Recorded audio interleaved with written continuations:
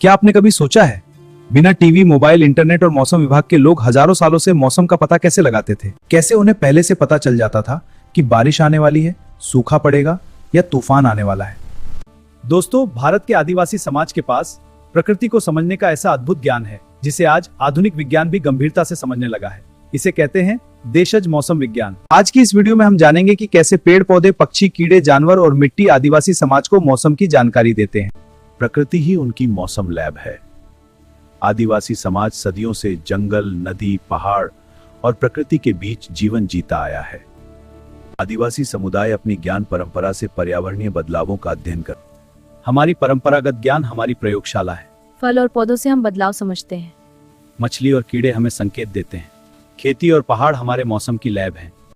देखो, इस तरह गड्ढा खोदकर मिट्टी निकालते हैं। हाँ, अब दबाकर देखो नमी है या नहीं। हाँ, ये गीली मिट्टी है, बिखरती नहीं, तो बुआई के लिए तैयार। अच्छा, तो अब बीज बोने का समय है। उनके लिए प्रकृति केवल संसाधन नहीं, बल्कि एक जीवित साथी है।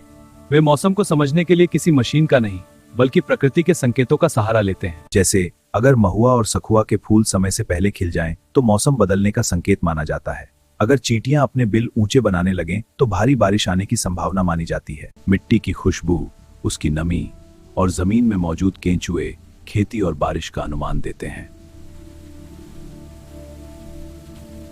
आदिवासी समाज के लिए जंगल एक किताब है, जिसकी हर आवाज और हर बदलाव कुछ कहता है।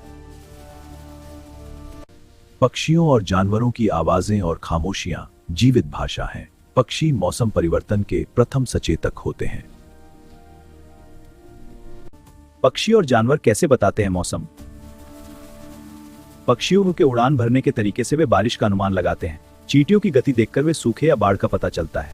उदाहरण के लिए, अगर कोयल सामान्य समय से पहले बोलने लगे, तो तेज गर्मी आने का संकेत माना जाता है।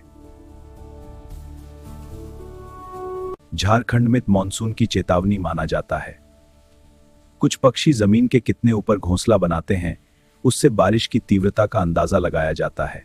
अगर घोंसला बहुत ऊंचा है, तो समझा जाता है कि इस बार भारी बारिश होगी। सिर्फ पक्षी ही नहीं, मोर का नाचना, मेंढकों की आवाज और मछलियों का व्यवहार भी मौसम के संकेत माने जाते हैं। अगर मछलियां समय से पहले कीचड़ में छिपने लगें, तो सूखे का खतरा माना जाता है।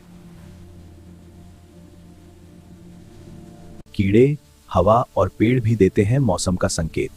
आदिवासी समाज छोटे छोटे कीड़ों और पेड़ों के व्यवहार को भी समझता है।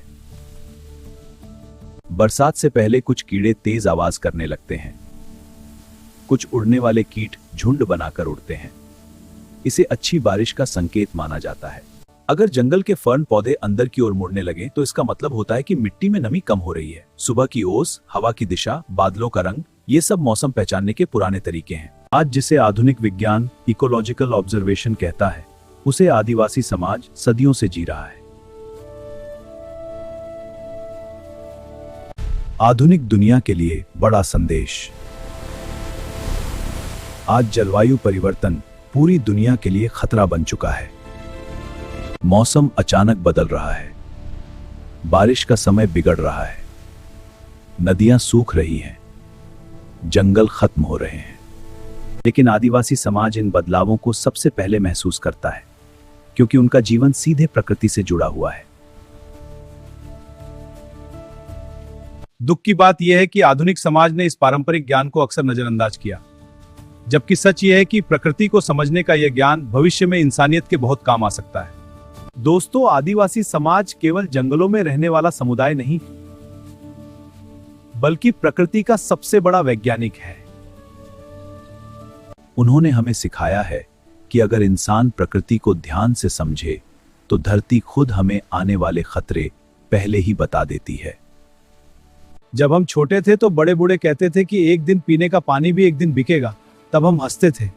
लेकिन आज देखते देखते समय के साथ सच में पानी खरीद के पीना पड़ रहा है। आज जिस प्रकार से एयर प्यूरिफायर बिक रहे हैं, वो कहती हैं कि एक दिन सांस भी आपको खरीद कर लेना होगा। जिसका एक उदाहरण हम लोग कोरोना काल में देख चुके थे कि कैसे ऑक्सीजन सिलेंडर्स के लिए मारामारी हो रहा था। इसका साफ मतलब है कि जल, जंगल और प्रकृति को संरक्षण करना होगा, और नहीं पूरे धरती पर जीवन संकट गहराता जाएगा। अंत में पृथ्वी से जीवन लुप्त हो जाएगा। इसलिए समय रहते प्रकृति को समझना होगा।